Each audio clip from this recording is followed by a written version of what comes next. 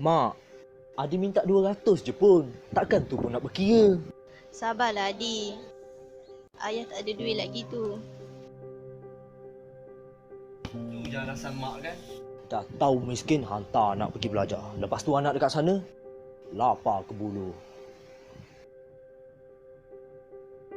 Adi, kenapa kau hajar sangat ni? Apa? Salah ke? Apa? Salah ke yang Adi cakap? Ha? Dah memang kita miskin bukan? Abang, kenapa cakap macam tu? Tak baiklah.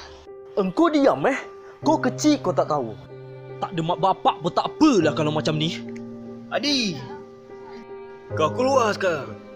Kau tak suka kan dekat sini? Rambus kau sekarang. Okey? Adi keluar.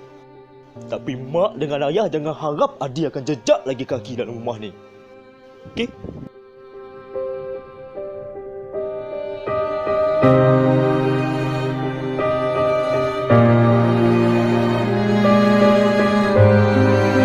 Baby.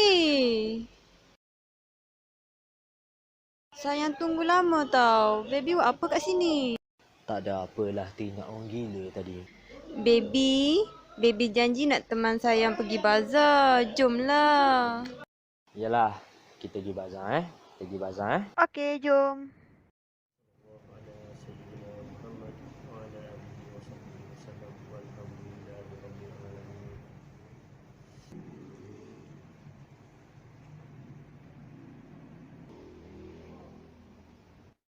Adi, tak ada telefon awak ke? Tak ada pun. Saya cuba telefon banyak kali pun tak dapat-dapat.